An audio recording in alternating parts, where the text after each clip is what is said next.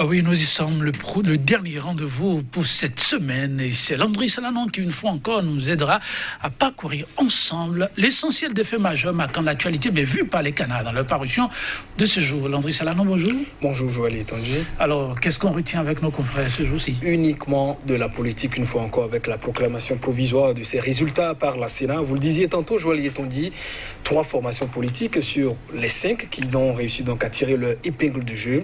On parle de l'Union progressiste, du bloc républicain, les 2 partis de la mouvance présidentielle, et puis les forces pour un Bénin émergent. En tout cas, assez peu ou prou, que ce soit de la mouvance aussi ou bien parti de l'opposition. Voilà donc les 3 formations politiques qui sont donc éligibles aux différents sièges au niveau de nos différentes communes et municipalités, avec diverses analyses des confrères aujourd'hui, qui pour statuer sans doute sur le taux de participation, qui également pour parler, disons, de l'absence du PRD sans doute, avec son président, Maître Adrien Hongouedi, quid désormais de l'avenir du parti au niveau de ces 2 gros départements, notamment la capitale du Bénin, notamment l'avenir de Maître Adrien Hongouedi. Voilà, autant de sujets abordés donc par les confrères, Joël Etanji, dans leurs différentes parutions aujourd'hui. Et puis, cette percée tout de même aussi des forces pour le Bénin émergent, sans doute inattendue pour d'autres confrères aussi, qui est révélée par certains canards ce vendredi. On va donc y aller, et ça va être avec quel quotidien? Nous démarrons avec le pays émergent. Le pays émergent qui nous parle d'élections communales et municipales du 17 mai 2020. Les grandes tendances selon la commission électorale nationale autonome. Vous avez la possibilité de découvrir la liste des 1815 conseillers élus. L'Union progressiste s'en sort avec 39,97%. Le bloc républicain, 37,38%. Les Foscori pour un Bénin émergent, 14,98%. Sont donc tous éligibles, ces 3 partis. Le PRD de Maître Adrien Hongouedi s'en sort avec 5,49%. Et puis l'UDBN de Claudine Prudencio avec 2,17%. Ces partis qui sont donc recalés. Et ces déclarations du pays émergent, j'allais dire de Robert Bihan, c'est sûr que c'est ce que nous méritons. Voilà ce que dit donc Robert Bihan. Et puis le journal qui ne manque donc pas de nous dit que les maires connus sous quinzaine et puis les tractations ont déjà démarré. On n'oublie pas aussi toujours à la une du pays émergent cette déclaration de Sylvain Akindes, l'ancien ministre qu'on connaît très bien, qui déclare: ce qui arrive au PRD n'est donc qu'une suite normale des actes posés par Maître Adrien Hongouedi, dixit donc l'ancien ambassadeur. Le quotidien du service public La Nation, résultat provisoire des élections municipales et communales, la nouvelle configuration de l'échiquier politique, nous dit le journal. L'élection du maire s'annonce rude dans 17 communes de notre pays. Liste intégrale des élus des 77 communes. C'est toute autre information. Pour cause de coronavirus, on a aussi des Béninois qui étaient bloqués donc au Koweït, qui sont déjà de retour à Cotonou. Matin libre qui nous parle donc de verdict, disons des communales de 2020. Attention, dit le journal, la Sénat proclame les résultats définitifs, 5 au départ, 3 à l'arrivée. L'Union progressiste et le Foscori pour un Bénin émergent se partagent les villes statut particulier. Il y a deuil dans les fiefs du PRD de Maître Adrien Hongouedi et puis FCBE. Quelle chance pour 2021 déjà, s'interroge par ailleurs Matin Libre, qui nous donne aussi la possibilité de découvrir la liste des 1815 conseillers élus dans ces colonnes. Le Nouvel Observateur s'intéresse précisément au PRD avec la politique béninoise. Hongouedi a conduit le PRD en enfer, dit le journal. L'UDBN, c'est l'échec, s'exclame par ailleurs le quotidien, avec ses images et ses propos de monsieur en conversation. Élection communale, voilà, je suis venu te remettre la corde, continue comme ça, dit l'un des interlocuteurs, et à l'autre, tout vautrait de lui répondre: j'aime comme tu es docile désormais, Hagbe. Voilà donc ces quelques propos de Nouvel Observateur pour illustrer donc sa manchette aujourd'hui. Et puis scruter toujours, nous dit donc le journal, doute autour du taux de participation par la Sénat, c'est donc une interrogation. Et puis on reprend aussi par communal de 2020, le journal s'exclame aussi: encore un échec pour Patrice Talon. Info Plus, 4e mandature de la décentralisation, 2 gros martyrs du critère de 10%. Voilà les 2 partis qui s'en sortent pas. Communal toujours de 2020. Il y a beaucoup de communes, FCBE, déjà garanties. Crois savoir le journal, qui rappelle le taux de participation 49,14%.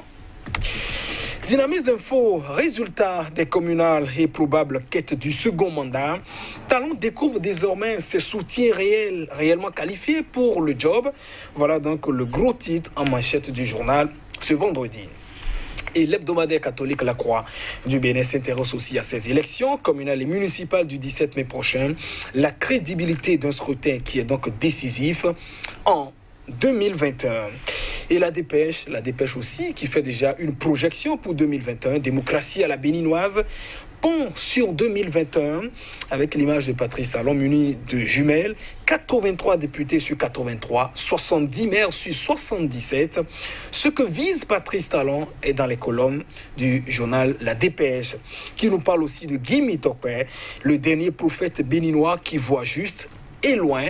La Dépêche qui n'oublie pas aussi de partager cette réflexion de Deogracias Kendoro, communal de 2020, la fabrique à mer, quand l'usine tourne à plein régime. Et le confrère de la matinée qui nous parle de l'USL après donc le respect de ce mot d'ordre, en s'abstenant massivement de voter, le peuple béninois envoie un message fort au régime de Patrice Talon et à la communauté internationale. C'est ce qu'indique notamment le délégué général du parti, Joël Ajavon. Et puis nous finissons avec l'économiste ce vendredi, Tony Elumelu à New York Forum Institute, le milliardaire nigérian, patron d'un grand groupe de banques d'ailleurs. Le Covid-19 offre une opportunité de réinitialiser l'Afrique. Voilà donc ces déclarations. Joël Itonji. Merci à vous, André Salanon. Nos confrères ont répondu nombreux à l'appel ce matin, c'est heureux. Nous allons démarrer là où vous avez commencé avec le pays émergent, sa manchette. Oui, le pays émergent avec sa manchette qui nous parle donc de ces trois partis qui donc ont réussi à tirer leur épingle du jeu, deux qui sont donc recalés. Pourquoi ces deux partis ont été recalés? Le PRD et d'ailleurs l'UDBN de Claudine Prudencio, c'est à cause de la question, disons, le fameux article 184 du code électoral, la question des 10%. Et je continue d'ailleurs à marteler fortement mon opposition par rapport à une telle disposition qui plus est destinée à, disons, à un moyen d'exclure certains partis, à défaut également de contrôler d'autres, que de dire que nous travaillons notamment à assainir le système partisan. Pourquoi une fois encore? Parce que si on peut peut-être admettre au niveau d'une présidentielle que la circonscription électorale est tout le territoire national et qu'on peut quand même demander aux différents partis soient beaucoup plus représentatifs dans toutes les communes, on ne peut pas, c'est aberrant, incompréhensible d'exiger pour ces communales, comment dit-on, un taux à la base des 10%.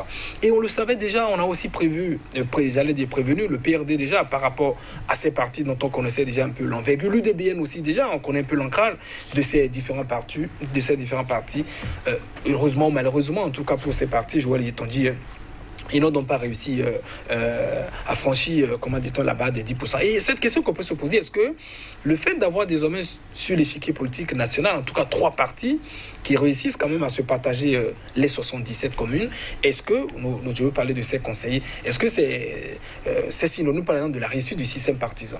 Ma réponse est non, une fois encore, parce que en prescrivant, par exemple, dans notre constitution, le multipartisme dont on parle, c'est-à-dire la volonté d'assainir ou bien d'assainir le paysage politique, n'est pas forcément cette tendance à vouloir réduire le nombre de partis politiques à, comment dit-on, à juste quelques nombres. Vous avez, par exemple, dans d'autres grands partis, dans d'autres pays de grande démocratie, je vais citer par exemple la question des États-Unis ou également de la France, où en dehors de ces grands partis qui sont donc hégémoniques et règnent, vous avez quand même plusieurs autres petits partis qui règnent également, qui défendent, comment dit-on, d'autres idéologies. Une fois encore, et c'est ma conviction, cette réforme, comment dit-on, du régime par rapport au système partisan, c'est plus de la volonté de contrôler, de réduire et de maîtriser les partis que de pouvoir, comment dit-on, assainir notamment le paysage.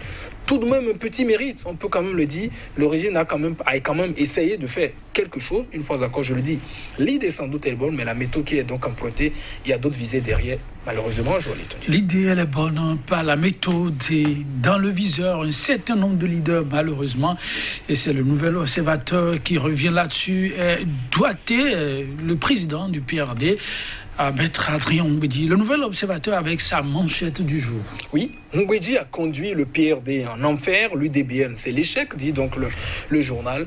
Vous savez, aujourd'hui, par rapport à la situation du PRD, d'ailleurs, que beaucoup savaient, souvenez-vous au départ, c'était 15%, et c'est Maître Adrien Ngouedi était président de l'Assemblée nationale et c'est à ce niveau que beaucoup se demandent mais comment c'est lui-même qui a conduit quand même toutes ces réformes dont on disait. Souvenez-vous de ces propos, Joël dit, du député Alagbé au Parlement. Monsieur le Président, on veut vous crucifier, on veut crucifier également votre parti. On connaît votre zone, vous ne représentez pas, vous n'allez pas au-delà de 7%. Prévoir 15 ou 10%, c'est donc vous exclure. Alors on se pose aujourd'hui une question. Comment est-ce que le président Adrien Ngouedi, avec tout ce background qu'on connaît quand même en politique, a pu cautionner toutes ces réformes dont il savait sans doute pertinemment que c'était donc des réformes suicidaires, en tout cas pour son parti. Espérait-il peut-être qu'à la dernière minute, il y ait un certain revirement ou bien, comment dit-on, l'abandon de ces questions de 10%? On se pose aujourd'hui beaucoup de questions. A-t-il été naïf? On doute également, en tout cas beaucoup, sur ces questions, compte tenu de tout son parcours. Et vous voyez aujourd'hui beaucoup de personnes qui ne manquent pas, sans doute, à tort ou à raison, de se réjouir en disant, sans doute c'est lui-même qui a cautionné tout ça. Donc, inutile aujourd'hui de pouvoir pleurer sur le lait renversé. Je m'en tiens sans doute aussi à ces propos de Sylvain Akindé Adépédjou, qu'on voit aussi très actif sur les réseaux sociaux.